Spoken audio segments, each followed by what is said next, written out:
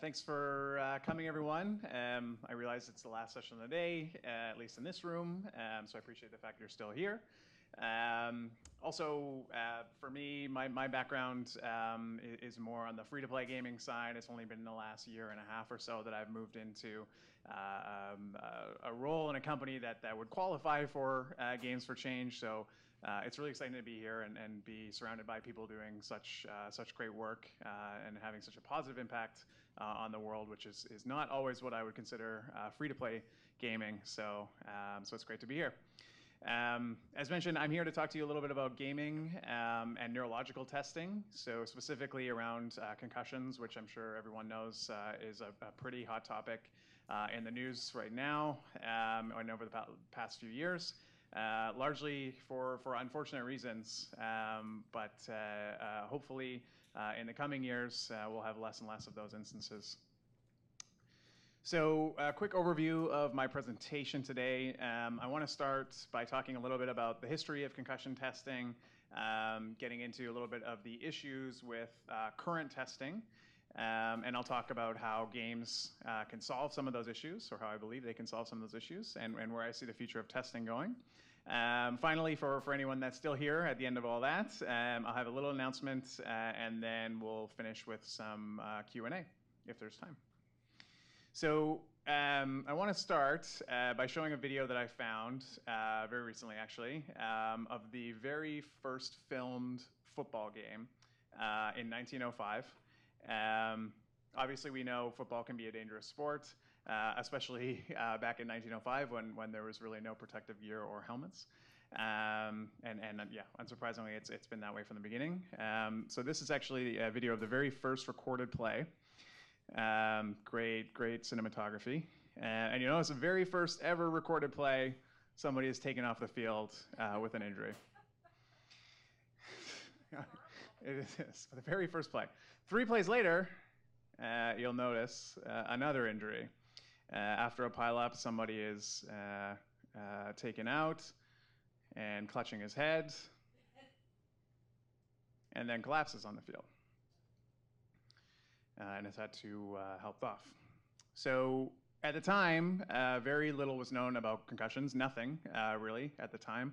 The attitude was more, I got my bell rung, but I went back out in the field for the next play. And that attitude has persisted and still persists in many sports. I'm from Canada, and the classic adage of hockey is like they're the toughest players on the earth. And there's a culture around, if you're hurt, you get back out there the next play. And specific to head injuries, that's a culture that needs to change. So it's really not until the last 10 years or so that we've gained better insight into what actually happens to your brain on a major impact. So from that, we'll speak a little bit about, at a high level, what is a concussion. So at the highest level, a concussion is classified as a traumatic brain injury. It's trauma that's been suffered by your brain. Many have actually started calling it a brain injury and not a concussion to emphasize a little bit of the seriousness of the injury, because the word concussion, you almost hear it so much now that its importance is almost de-emphasized. So there's kind of a movement right now to actually just call it a brain injury.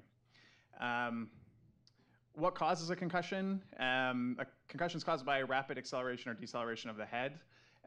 This is caused by generally a blow to the head, face, or body. And the important thing here is that blow can happen to your body, not necessarily your head. You don't have to hit your head to have suffered a concussion. One way to think of it is your brain living in kind of a very small bathtub. And anytime your head is moving quickly and then comes to a stop or is accelerated very quickly, your brain is smashing up against the inside of your skull.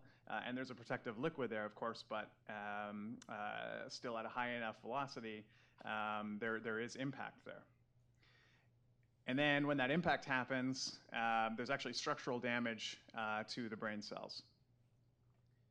So the most recent reports from the CDC is that there's at least 3.8 million concussions per year in the United States. There's actually a study put out by the CDC this week that's 15% of high school students reported that they had had a concussion last year, 15%. So, I mean, there's something to, obviously, the concept of, our awareness of concussions is growing, and that's why there has been more cases, and our ability to diagnose them has gotten stronger over time, so there's something to that. But still, 15% is an incredibly high number. So 18 that I've got in here at least. So as you can see, this is why concussions are such a hard thing to diagnose and such a hard thing to spot, because they can present themselves in so many different ways. There was a thought process in the past that concussion only happens when there's a loss of consciousness. But really, any one of these symptoms can present themselves at any time following a collision, and could be a symptom of a concussion.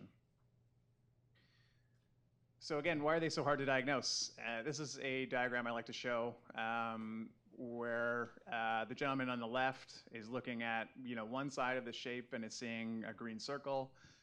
The lady on the right is looking at it from another angle, and she's seeing a blue rectangle. We, of course, have the advantage of looking at it on an angle, and we can see that it's, in fact, a cylinder. And this is kind of like the brain when you're talking about concussions. Looking for one specific symptom in one area of the brain might miss something entirely in another area. So you really have to take the whole picture of the brain in order to properly assess a concussion. So a brief history, as I mentioned, testing for concussions in and of itself is a recent phenomenon. In the past, testing was incredibly basic. I mentioned that previously it was really only thought that you'd had a concussion if you lost consciousness. 90% of those that suffer concussions don't lose consciousness or blackout. Following that, basic tests were administered around coordination. Can you touch your finger to your nose? Can you walk in a straight line, almost like a drunk driving test? And finally, basic cognitive questions were asked. What day is it? Where are you? What's your name? The last few years we've come a long way in terms of testing, and I think we've got a good ways to go. So around current testing, one important thing to note is that there's no one singular diagnosis for concussion. So every physician has kind of the tests that he or she feels are best for concussion testing. They use a lot of best judgment and clinical expertise in their diagnosis. You'll see news reports all the time that there's this new blood marker that can diagnose concussions. I can tell you that none of those have gone through proper clinical testing and FDA approvals to say that they can actually diagnose a concussion on their own. Most physicians will use a series of different tests, and as I said, their best judgment in order to diagnose a concussion. So let's look at what current testing looks like. So first and foremost is the idea of baseline testing. And baseline testing is done a lot more frequently now by high-end leagues, varsity sports. It's done by all the major sports leagues. This is the idea of before the season starts, you see a physician, the physician runs you through a series of tests, and then at the point of impact or collision, if there's a suspected concussion, you run those same tests and you're compared back to that result pre-season. So as I said, when an injury occurs, the athlete, a coach, a trainer, or a parent has to actually spot that there's been a potential concussion or suspect that there's been a potential concussion and remove themselves from whatever it is they're doing. They'll then see a physician. If they've had a baseline test, they'll run those tests again. The results will be compared. Or if they haven't, like most of us, as I said, best judgment is used by the physician. Following that, if there's been a diagnosed concussion, they'll enter return to play or return to learn protocol. That can be anywhere from a couple weeks to a couple months, depending on the severity of the injury. So I think, as I mentioned, I think we've made great strides in the last few years, but there's some issues with the current way that we're doing concussion testing, in my opinion. The first is that it's very expensive. So the average baseline test costs anywhere from $80 to $120, and that's just that one test. They're time consuming, so sending an entire team or entire high school to a physician to have those tests run takes a lot of time, not just from the students or athletes, but from the parents that have to drive them, from the physician that's actually administering the tests. It's definitely a big time sink to get these tests run. And again, that's one singular test. So this baseline test, as I mentioned, is only performed once. So think of it this way. An athlete that's playing high school football will go get a baseline test done in August. They'll play through the season. Let's say it's November. There's a potential injury, and they're going back and they're checking their results against that baseline test. I don't know about you guys, but my brain feels very different every day, regardless of how many months it's been. Some days I wake up and I feel great. Other days I feel slow. So this idea of comparing back to a single test doesn't really show you that healthy range that anyone's brain can be in, right? Finally, the tests are easy to cheat. They're easy to sandbag. They're not designed to motivate the player to do better. In a lot of cases, the player will do worse on purpose so that if an injury happens, their baseline score is lower. So it's more likely that they'll get a closer score to their baseline in the event of an injury, and they'll be allowed back in the game. So the thing you guys are all here to learn is, how can games help? So there's a number of different ways and reasons as to why. So the first to me is that games are mobile. So that allows for mass distribution. It allows for cheaper distribution. It can be cheaper for the consumer. And that device in our pocket is getting increasingly powerful and can do more and more seemingly every year. Mass adoption. So everyone plays games. My mom, who is in her 60s, now plays way more games than I do. Simple game mechanics are understood by all generations at this point. Games utilize the latest technology. Their first applications on new platforms, such as the mobile phone. Pretty much 50 or 60% of the applications on the iOS App Store when it launched were games. They're the first movers on AR, on VR. This allows for a lot of really interesting innovation, especially when it comes to the field of medicine. And finally, games motivate the player. Players, there's game mechanics that inherently motivate players to do better each time that they play. And in medical testing, that's really the most important thing, is seeing what the best somebody can do on any given test is. And games can really help with that. So back to those issues I mentioned with concussion testing, let's look at how games help solve those four things. So expensive testing now becomes affordable, and the ability to distribute it widely is much easier. What was now time-consuming can be done anywhere, and it's not dependent on a physician being present. A single result can be done away with, and testing can be done ongoing throughout a season or a school year. Again, because they're inherently competitive, games dissuade people from sandbagging their scores. So they encourage best effort. So I want to show some examples of some of the work that we've been doing to take kind of old school cognitive and visual tests that are synonymous now with concussion testing and turn them into digital, more fun, engaging experiences for the users that are actually partaking in them. So the first test I want to show you is called trail making. And you might recognize this more as a very artistic connect the dots. So the concept is you go from 1 to 2 to 3 to 4. Sometimes they add in letters. So what we change that into is a hockey player that's, excuse the sound is going to be a little bit off, but a hockey player that's skating around pylons as quickly as you can. This is also me playing, so if it's really slow, it must have been one of my off days. But at the end, it'll show you the time that you did it, and you'll have that time in your head. So the next time you play, you're working to beat that time.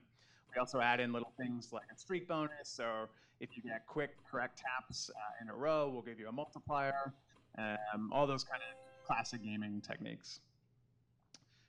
The next test is called the King-Divic, and it's a visual eye movement test in which the user reads the numbers aloud to a physician in order as quickly as they can. So we've turned that into a bit of a musical game where the player swipes in the direction of the arrows as fast as they can to keep the song going as fluidly as possible. So along with this, gamification-wise, you're trying to keep the song going. You also get a streak bonus for and a multiplier for getting quick, correct swipes in a row. Another classic test is reaction time. Traditionally, that would be a physician dropping a ruler and then marking down the point at which you caught the ruler as it passed through your hands. So we turn that into a home run derby. So in this, when you see the ball on the screen, you shake the device, and then you'll see how far the ball goes.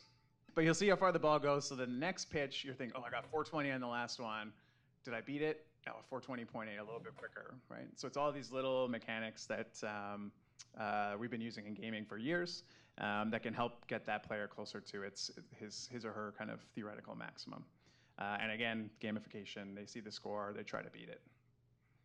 I'm going to fly through this one because we're moving a little on time, but digits backwards, physician reads numbers aloud to you, you read them back, or you try to remember them and say them in backwards order.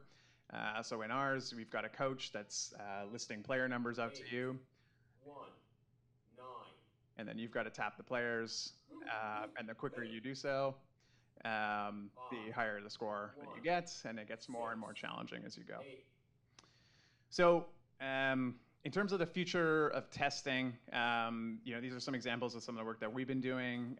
We have a few other tests that we've built that have all undergone clinical testing and have shown correlation to all the previous existing tests. So how do I think that games are going to play a major role? Games can be used in a lot of interesting ways, and I think the mechanics that we become accustomed to can be utilized to create much more effective real-world testing. So, games lead to more engaged patients, less complaining about boring medical tests. Because of this engagement and desire to beat their last score or collect more coins, the patient will give a better effort and will see more accurate results in testing.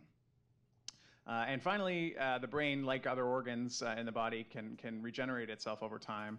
And studies have shown that targeted challenges can actually improve that regeneration speed. So games are an amazing way to challenge the brain in specific areas and hopefully speed up that return to play or return to learn time. So I mentioned we have a brief little announcement. I'm curious, anyone in the room that plays sports or has kids that play sports at any kind of level? So a couple? Okay, great. So we've been working on these tests. We have now a platform that we're going to be launching in a couple weeks called EQ. And we're actually going to be soft launching EQ here at Games for Change. So for anyone in the room who's interested, we're going to give away a year subscription to EQ for anyone that's here, and anyone that's at Games for Change, as a matter of fact. So some shots of the application in terms of what it looks like. You'll be able to use EQ to monitor the ongoing neurological performance of yourself or a child or a loved one. You can see the results right in the app over time. You can compare those results to their healthy averages in the event that there's been potential injury. For the actual person who's being tested, they unlock coins the more they play, as I mentioned, with all those different bonuses. And then they can unlock fans that sit there in the background and cheer you on and give you more multipliers. So for anyone who's interested, you can visit highmarkeq.com to sign up, and you put in your email address, and we'll send out test flight builds to you right away. And then when we launch in a couple of weeks, you'll have access to the full App Store version of EQ. So yeah, we're excited about that, and for everyone to actually start using it after about a year of development. And we're out of time here, at least on the 20-minute countdown. But if anyone has any questions, I think we still have a couple minutes. Has anyone tried to gamify the QEEG data? Not to my knowledge. I think there's potential to that. Our focus is on being something that's widely available. VR and EEGs, et cetera, have been used, I know, in a more expensive but very interesting setting. I think there's a lot of interesting partnership ability and ideas to bring in that data to all the data that we're collecting, and potentially use it as part of that overall just analysis, but not to my knowledge in terms of gamification yet. Will you eventually be able to collect data, and collect some demographic information so you could publish norms for different age and gender and no known injury or whatever? Yes. So you have the ability to opt in to providing data to us of that variety within EQ. So we would take in what sport you play, what position you play, your age, all of those kind of things. So we would, theoretically in the end be able to say this is kind of what the average cognitive ability of a high school quarterback looks like over a year. And then yes, hopefully publish on that data. The one thing I would say is every brain is kind of like a snowflake, and in using that data to better assess others is kind of a tricky situation because that a healthy 16-year-old could have an incredible reaction time and also a very poor reaction time, or very poor balance and very great balance. So it's until we have enough data to say conclusively that you can actually use that those comparables, we're holding off on that right now, but we are collecting it. Yeah, you might also want to think about, in terms of establishing norms, things that are not sports that cause traumatic brain injury, like domestic violence, for instance. Yep. Yeah, absolutely. Walking down the street in New York or in Toronto and slipping and hitting your head, all of that stuff can and does cause traumatic brain injuries. So it's really a tool for anyone, but we understand that our market is probably going to be more geared to the sports side, at least initially.